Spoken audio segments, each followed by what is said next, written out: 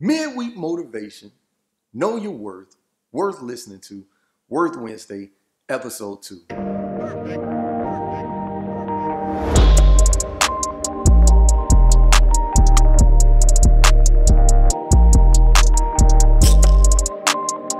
What's good, family? Today we're going to be discussing changing your current health situation. Before we dive into this topic, I just want to start by saying that I am not a health expert nor a guru, but I sometimes study so that I can further my knowledge to enhance or improve the quality of my life.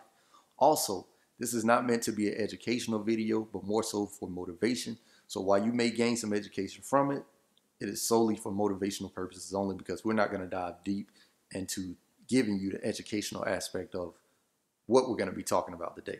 And today we're going to be discussing how certain foods can impact your health, how certain foods can treat, prevent, or eradicate, reverse certain illnesses that we deal with, certain common illnesses that we deal with, such as heart disease, #1 killer in America today, heart disease, diabetes, obesity, certain cancers, hypertension. Certain food, all the foods that we eat, certain foods play a factor in preventing or treating those illnesses. Why wouldn't we want to eat to save our lives, right? So last week, I ran into a video on Snapchat with the retired basketball player Shaquille O'Neal.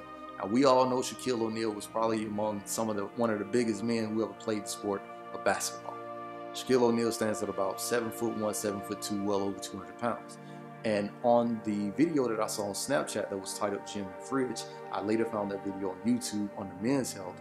He showed us his gym and fridge, and one of the questions he was asked was, hey, what made you want to make this change into leading a healthier lifestyle? And he attributed it to his doctor. And his doctor asked him, hey, do you want to die?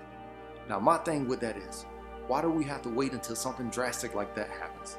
Or, we get one of these mentioned conditions like hypertension, diabetes, we suffering from obesity. Why do we have to get a chronic disease to want to take action against what we're going through? You need to be taking action right now. I attribute us being late, on wanting to take care of ourselves to what we're told when we're young. We've all heard it. I've even heard it from a doctor. Hey man, you're young. What you eat right now won't affect you. That's absolute BS. That's bull crap. From the day you're born, what's done around you, what you're given, what you take in impacts you. You know what I'm saying? Like, we shouldn't be telling the youth that, hey, what you eat right now won't affect you because you're young, you're healthy, you're fit. You're not always going to be young, healthy, and fit.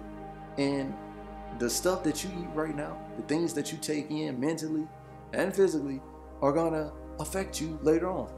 It can affect you in a positive manner, or it can affect you in a negative manner.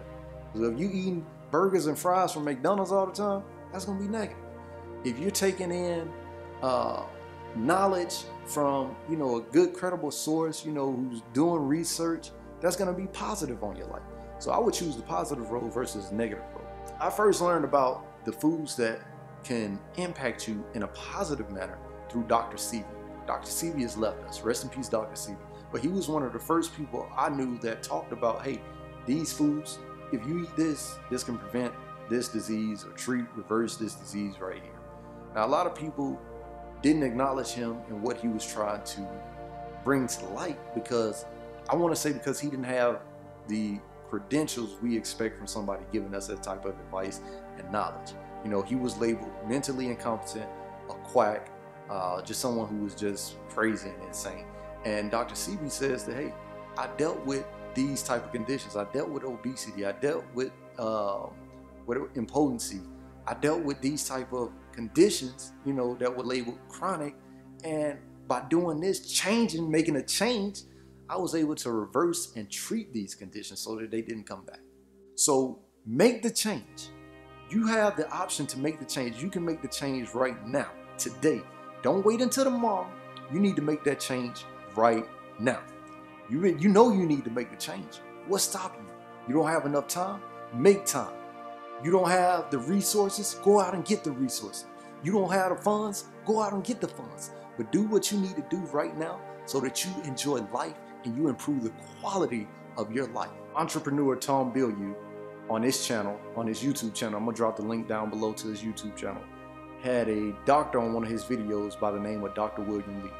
In the intro of that video, Dr. William Li came on saying that if you increase the servings of omega-3s in your diet once or twice per week, you add 4.7 years to your life starting right now. He says no matter where you start at, if you start today, you add 4.7 years to your life. That right there says everything I need to know. Matter of fact, I'm going to grab me some fatty fish today and I'm gonna grill that up and I'm gonna add them 4.7 years to my life. So I encourage you to do your research, find out what foods, do this and do that, find out what foods you can tolerate, make sure you don't have any allergies to the foods that are said to enhance the quality of your life, and get on it, make the change. Before I go, I want to leave you with a quote I picked up from speaker Jim Rohn. Jim Rohn said, in life, we must all suffer from one of two pains. That's going to be the pain of discipline or the pain of regret. He said, the pain of discipline weighs ounces, while the pain of regret weighs tons. Common sense would say, hey, I'd much rather live with the pain of discipline versus the pain of regret. Because from what I've seen, when people live with regret, they've already reached a certain peak and it's no turning back.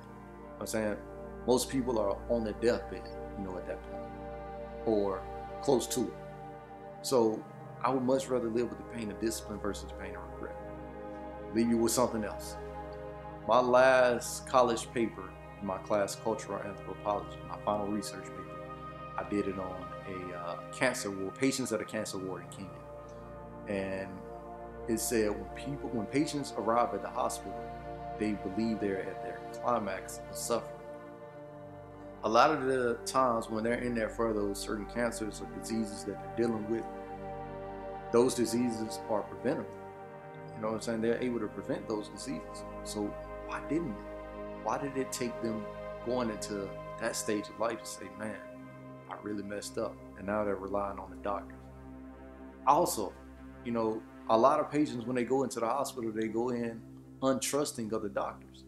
I think doctors get a bad reputation because we expect them to be the answer. You know what I'm saying? They're there to help us. They have certain tools and medications that they can give us that are said to treat us, but they're to treat us.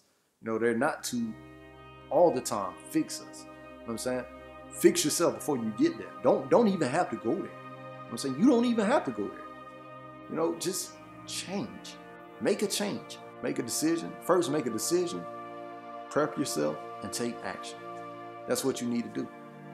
Don't let it escalate into the point of no return. You don't want to do that. So with that said, I'll see you all on the next one. Next week's episode, episode 3. Stay safe, make the change, and I'll see y'all next week. Peace.